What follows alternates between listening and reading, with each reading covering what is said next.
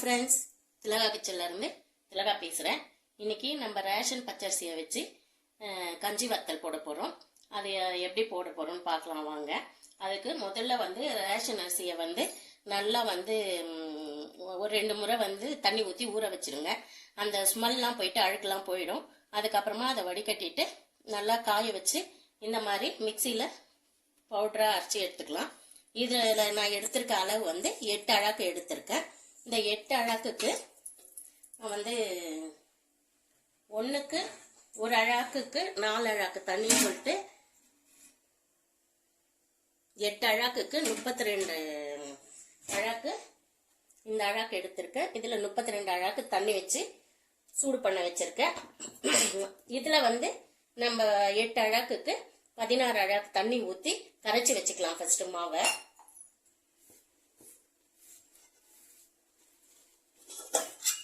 கட்டி இல்லாமல் கொஞ்சம் கொஞ்சமாக தண்ணி ஊற்றி கரைச்சி வச்சுக்கலாம். 1 அழாக்குக்கு 2 அழாக்கு தண்ணின்ட்டு 8 அழாக்குக்கு 16 அழாக்கு தண்ணி ஊற்றுறேன். கட்டி இல்லாமல் கரைச்சி வச்சுக்கலாம். இப்போ இதுக்கு காரத்துக்கு பச்சை மிளகாய் 8 அழாக்கு எடுத்திருக்கேன். 1 அழாக்குக்கு 4 பச்சை மிளகாய் போடுறேன். இதில் 32 பச்சை மிளகாய் இருக்குது. இதை நல்லா மிக்சியில் அரைச்சி எடுத்துகிட்டு வந்துடணும். பச்சை மிளகாய் மிக்சியில் இந்த மாதிரி நல்லா நைஸாக அரைச்சாலும் சரி, கொரன்னு அரைச்சாலும் அரைச்சிக்கலாம். இதை அப்படியே இருக்கட்டும். பெருங்காயம் கட்டி பெருங்காயம் போட்டாலும் போடலாம், இல்லைன்னா தூள் பெருங்காயம். நான் தூள் பெருங்காயம் நல்லா தண்ணியில் மிக்ஸ் பண்ணி வச்சுருக்கேன். இது நான் இருக்கட்டும். ஜவ்வரிசி மாவு ஜவ்வரிசியாக பார்த்து வாங்கிக்கோங்க. நான் 4 அழாக்குக்கு 1 அழாக்கு ஜவ்வரிசி போடுறேன். பாருங்க, இது 2 மணி நேரம் முன்னாடியே நான் ஊற வச்சுட்டேன். கையில் இப்படி மெசிச்சு பார்த்தா மாவாக இருக்குது பாருங்கள். இந்த மாதிரி நம்ம ஊற வைக்கும் போது இப்போ தண்ணி கொதி வந்தவுடனே அதில் போட்டோம்னா சீக்கிரம் வெந்துடும், நல்லாயிருக்கும். இப்போ தண்ணி நல்லா கொதி வரட்டும். கொதி வந்தவுடனே இதில் போடலாம். இதில் 4 அழாக்குக்கு 1 அழாக்கு ஜவ்வரிசி போட்டிருக்கேன். நான் 2 அழாக்கு தண்ணி ஊற்றிருக்கேன். இந்த தண்ணி திட்டமாக இருக்கும். இந்த தண்ணியை அப்படியே நம்ம தண்ணி கொதி வந்த உடனே அதில் போட்டுடலாம். இதுக்கு 2 கை அளவு கல் உப்பு போட்டிருக்கேன். கல் உப்பு போட்டால் தான் இதுக்கு சரியாக இருக்கும். தூள் உப்பு சரியாக இருக்காது. நம்ம 2 கை போட்டிருக்கேன். பத்தலைன்னா நம்ம அப்புறம் பார்த்துக்கலாம்.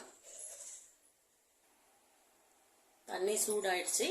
தண்ணி சூடாகும் போதே இந்த ஜவ்வரிசியை அதில் போட்டுருவோம்.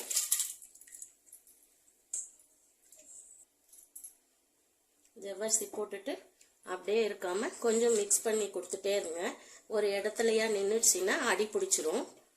அது நல்லா வேகட்டும். இப்போ ஜவ்வரிசி உங்களுக்கு தண்ணி வெள்ளையாக இருக்க மாதிரி இருக்கும்.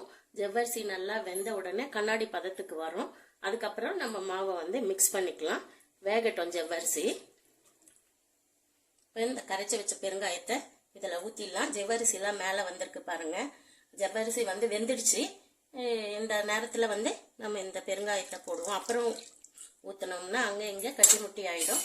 அதனால் கரைச்சி வச்ச பெருங்காயத்தை இப்போவே ஊற்றிடுறேன். கொஞ்சம் தண்ணி நல்லா கொதி வந்த உடனே மாவை மிக்ஸ் பண்ணி விட்டுக்கலாம். தண்ணி நல்லா கொதிக்குது பாருங்க. இப்போ ஸ்டவ்வை கொஞ்சம் சிம்மில் வச்சிடறேன். நான் வீடியோ எடுக்கிறதுனால ஒரு கையில் இது கலரணும், கட்டி ஆகக்கூடாது. இந்த மாவை கொஞ்சம் கொஞ்சமாக ஊற்றிக்கிறேன். நான் கொஞ்சம் கொஞ்சமாக ஊற்றி கிண்டிகிட்டே இருங்க. அப்படியே விட்டால் அடி பிடிச்சிடும். எல்லா மாவையும் ஊற்றிட்டு காமிக்கிறேன். எல்லா மாவையும் ஊற்றிட்டேன். டபரா பெருசாக வச்சுருக்கிறதுனால உங்களுக்கு மொத்தமாக அப்படியே காமிக்க முடியல. கொஞ்சம் கொஞ்சமாக தான் ஊற்றினேன். இப்போ இந்த மாவு நம்மளுக்கு அடி பிடிக்காமல் கிண்டிகிட்டே இருக்கணும். நல்லா பொங்கி வர வரைக்கும் கிண்டிகிட்டே இருக்கணும். மாவு கரைக்கும் போதே மாவில் கட்டி முட்டி இல்லாமல் நல்லா கரைச்சி எடுத்துக்கணும். கட்டி இருந்துச்சுன்னா அங்கங்கே திப்பி திப்பியாக நின்றுடும். ஊற்றும் போது கஷ்டமாக இருக்கும், காயவும் கஷ்டமாக இருக்கும். இப்போ இதை நல்லா பொங்கி வரட்டும். அது வரைக்கும் வெயிட் பண்ணலாம். 50% வெந்துடுச்சு. இப்போ நம்ம அரைச்சி வச்ச பச்சை மிளகாவை சேர்த்துக்கலாம்.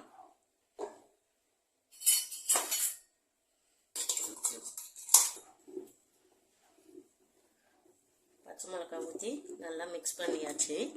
இப்போ வந்து நீங்கள் வந்து உப்பு செக் பண்ணிக்கோங்க. இந்த நேரத்தில் உப்பு வந்து அதை எப்படி செக் பண்ணுறது அப்படின்னு சொன்னால், இப்போ நீங்கள் இந்த மாவை கொஞ்சம் வாயில் குத்தி பாருங்கள். அந்த மாதிரி சாப்பிட்டு பார்க்கும்போது ஐயோ உப்பே இல்லாத மாதிரி தோணுது, இன்னும் கொஞ்சம் போட்டால் நல்லாயிருக்கும் அப்படின்னு தோணும் இல்லைங்களா? அந்த தோன்றது தான் கரெக்டான அளவு உப்பு.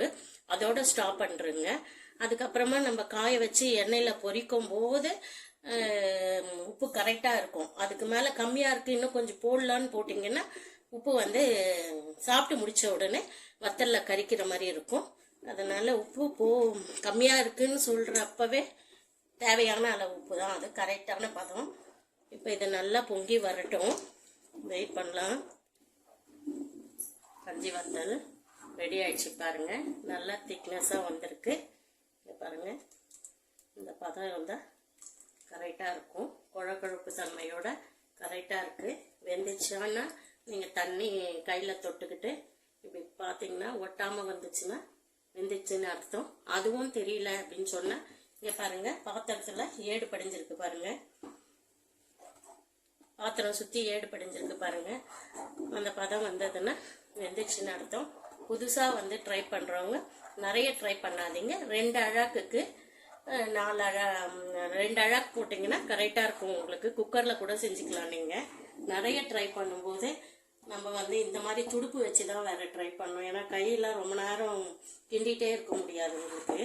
அதனால மரக்கரண்டி இருந்தால் மட்டும்தான் ஈஸியாக இருக்கும். இப்போ இது வெந்துடுச்சு. நம்ம ஆஃப் பண்ணிவிட்டு சூரியன் நம்மளை வந்து பார்க்கறதுக்கு முன்னாடி காலையில் எழுந்து முதல்ல போய் இதை போட்டுட்டு வந்துட்டோம்னா சீக்கிரம் வேலை முடிஞ்சிடும். காலையில் பார்க்கலாம் வாங்க. இந்த கட்டையில் இருக்கிறதெல்லாம் நல்லா வயிச்சு விட்ருங்க. ஒரு தட்டை போட்டு மூடிட்டு அப்புறம் ஓப்பன் பண்ணி பார்க்கலாம். இந்த மாதிரி மூடி போட்டு மேலே ஒரு குண்டா வச்சுருங்க. கொஞ்சம் சுட தண்ணி குண்டால வச்சுக்கோங்க. காலையில் சுட தண்ணி தேவைப்படும், அப்போ யூஸ் பண்ணிக்கலாம். குண்டா மேலே வச்சுருக்கேன். இதுவும் சுட தண்ணி தான். சுட தண்ணி போட்டு வச்சுருக்கேன். இந்த சூடு கரெக்டாக இருக்கும் காலையில் போடுறதுக்கு. வாங்க பார்க்கலாம் எவ்வளோ கட்டியாக ஆகிருக்குன்னு. இப்போ இந்த மேலே இருக்கிற ஏடெல்லாம் நம்ம எடுத்துருவோம். லைட்டாக எடுத்துட்டு நல்லா மிக்ஸ் பண்ணி விட்டுக்கலாம்.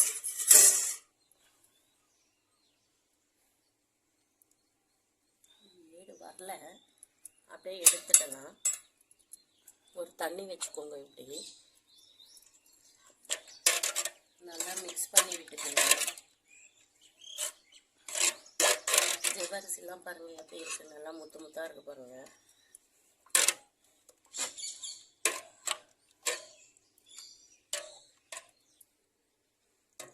மொண்டு ஊற்றிக்கலாம் ஒரு பாத்திரத்தில், சின்ன பாத்திரத்தில்.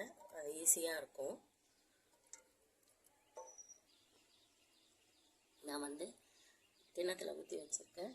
நான் எல்லோரும் வந்து சீரகம் போடுவாங்க, நான் வந்து எள்ளு போடுறேன். எனக்கு எள்ளு டேஸ்ட்டு பிடிக்கும். நிறைய பேர் கொடுக்குறவங்களுக்கு எள்ளு போட்டு கொடுக்க மாட்டாங்க, அதனால் எள்ளு யூஸ் பண்ண மாட்டாங்க. நான் வந்து எள்ளு தான் யூஸ் பண்ணுறேன், வாசனைக்காக யூஸ் பண்ணுறேன். டேஸ்ட்டும் நல்லாயிருக்கும், அதனால் எள்ளு போட்டுக்கிறேன். எள்ளு போட்டு நல்லா மிக்ஸ் பண்ணிவிட்டு ஊற்ற ஆரம்பிக்கலாம். நீங்கள் சீரகம் போட்டுக்கோங்க, தேவையான அளவு போட்டுக்கலாம். நம்ம பாருங்கள், எள்ளு போட்டு நல்லா மிக்ஸ் பண்ணியாச்சு. பதம் பாருங்கள் கரெக்டாக இருக்குது. நல்லா மிக்ஸ் பண்ணிவிட்டு பாத்திரத்தெல்லாம் அடியில் துடைச்சிட்டேன், மணல் இல்லாமல். இப்போ ஊற்றிக்கலாம். நம்ம உங்களுக்கு என்ன சைஸு வேணுமோ அந்த அளவு ஊற்றிக்கோங்க. கொஞ்சம் திட்டமாக ஊற்றுறேன். திட்டமாக ஊற்றும்போது நம்மளுக்கு எண்ணெய் கம்மியாக பிடிக்கும். இந்த சைஸில் ஊற்றிக்கிறேன்.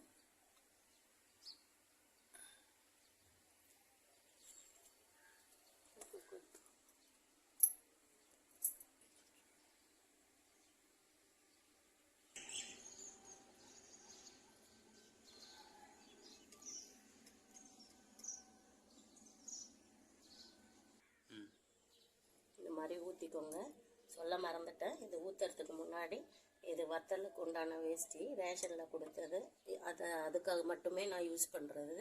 நம்ம ஊற்றுறதுக்கு முன்னாடி இந்த துணியை வந்து நல்லா தண்ணியில் நனைச்சி கொஞ்சம் இது இருக்கும்போது இதில் போட்டு ஊற்றினோம்னா பறக்காது. நல்லா வத்தலும் வந்து ஒட்டிக்கும், டிஸ்டர்ப் இல்லாமல் இருக்கும் வெயில் வர வரைக்கும். ஃபஸ்ட்டு நீங்கள் ஈரத்தில் நினச்சிக்கோங்க எந்த துணி போட்டாலும். சில பேர் கவர்லேயும் போடுவாங்க. எனக்கு இந்த வேஷ்டி நல்லாயிருக்கும், அதனால் நான் அதுக்கு மட்டுமே இதை யூஸ் பண்ணுவேன். இதே மாதிரி எல்லாத்தையும் போட்டு எடுத்துடலாம் நம்ம வெயில் வர்றதுக்கு முன்னாடி. இன்றைக்கி தான் வந்து நான் வந்து சூரிய உதயத்தை பார்க்குறேங்க. இல்லைன்னா நாங்கள் எழுந்துக்கிற டைமே 9 மணி. ஸ்கூல் இருந்தால் எழுந்துப்பேன். கன்னியாகுமரியில் தான் சூரிய உதயத்தை பார்த்தேன். அதோடு இன்றைக்கி தான் பார்க்குறேன் நான்.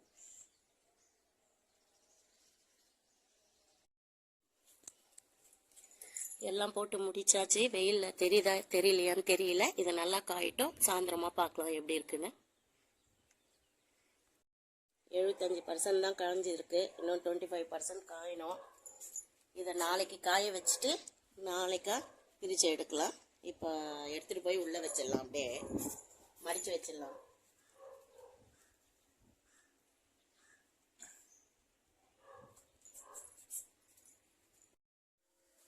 நேற்று போட்டேன் காயில், இன்னைக்கு போய் மேலே 1 மணி நேரம் தான். 1 மணி நேரத்தில் நல்லா இந்த மாதிரி காஞ்சிடுச்சு. பின்னாடி பாருங்கள் எப்படி இருக்குன்னு. இந்த மாதிரி காஞ்சிடுச்சு. இப்போ வந்து இதை வந்து நம்ம அப்படியே எடுக்க முடியாது. நல்லா எடுக்கிறதுக்கு முன்னாடி தரையை நல்லா க்ளீன் பண்ணிக்கோங்க. மணல் முடியலாம் இல்லாத மாதிரி இப்படி மடித்து போட்டுக்கோங்க.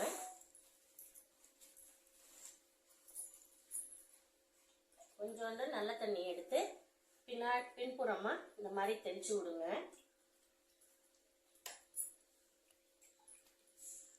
ரொம்ப தொலைன்னு தள்ளிக்க வேணாம்.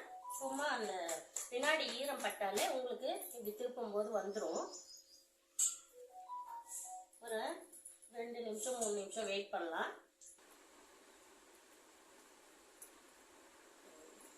ஒரு 2-3 நிமிஷம் இருந்தாலே போதும். பாருங்க, நம்ம கரெக்டான அளவு செஞ்சோம்னா பிரிச்ச உடனே வந்துடுது பாருங்க. தண்ணி போடாமல் இருந்தால் வராது. தண்ணி பின்புறமாக மடித்து நீங்கள் போட்டிங்கன்னா பாருங்க இந்த மாதிரி எடுத்துட்டு திருப்பியும் கொஞ்ச நேரம் வெயிலில் காய வச்சிங்கன்னா சீக்கிரம் காஞ்சிடும். பாருங்க நல்லா அழகாக வரும்.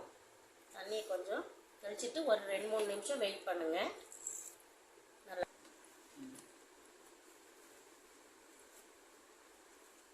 அழகாக வருது பாருங்க. எவ்வளோ சீக்கிரம் கடகடன்னு எடுத்துட்டு பாருங்க. கரெக்டான அளவு, கரெக்டான காய்ச்சல் இதெல்லாம் கரெக்டாக இருந்ததுன்னா ஈஸியாக எடுக்க வரும். பாருங்க, பார்க்கும்போதே அப்படியே உருவின்னு வருது பாருங்க. எல்லாத்தையும் எடுத்துட்டு வெயிலில் காய போட்டுடலாம். வாங்க, வத்தல் வந்து தண்ணி தெளித்து நம்ம எடுத்து வச்சிட்டோம். அப்புறம் கொஞ்ச நேரம் வெயிலில் காய வச்சேன். நல்லா வெயிலில் காஞ்சிடுச்சு. காஞ்ச உடனே இந்த மாதிரி வந்திருக்கு பாருங்க. எல்லாமே உடையாமல் ரவுண்டாக வந்திருக்கு. இப்போ எண்ணெயில் நம்ம பொரிச்சு எடுத்து காமிக்கிறேன்.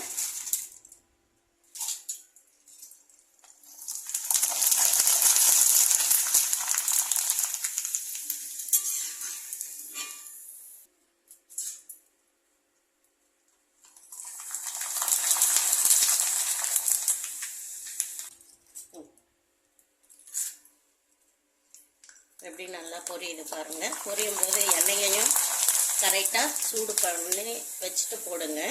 எண்ணெய் காயாமல் இருந்தால் கூட நல்லா வராது. எப்படி நல்லா கலராக ரவுண்டாக வந்திருக்கு பாருங்க. வத்தல் எப்படி இருக்கு பாருங்க. நல்லா எப்படி சொல்றது, சாஃப்டா இல்ல, மொறுன்னு. சாஃப்டா வராது. சாஃப்டா வந்தா நம்த்து போயிருக்கு, சரியா காயிலன்னு அர்த்தம். மொறுன்னு நல்லா கிறிஸ்பியா இருக்கு. டேஸ்டா இருக்கா? நீ ஏன் சொல்லிக்கூடாது?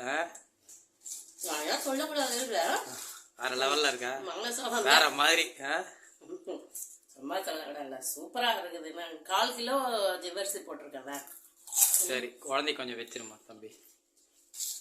நானே சாப்பிட போறேன். இவ்வளோத்தையும் ரொம்ப டேஸ்ட்டாக இருக்குது. இந்த வீடியோ பிடிச்சிருந்தா இதே அளவு நான் அளவு கீழே கொடுக்குறேன். தேவையான பொருட்களில் இந்த அளவு செஞ்சு பாருங்க. நீங்கள் எவ்வளோ சுவையாக இருக்குன்றத வீடியோவில் கமெண்ட் பண்ணுங்க. இந்த வீடியோ இதோட முடியுது. ஓகே, பாய்.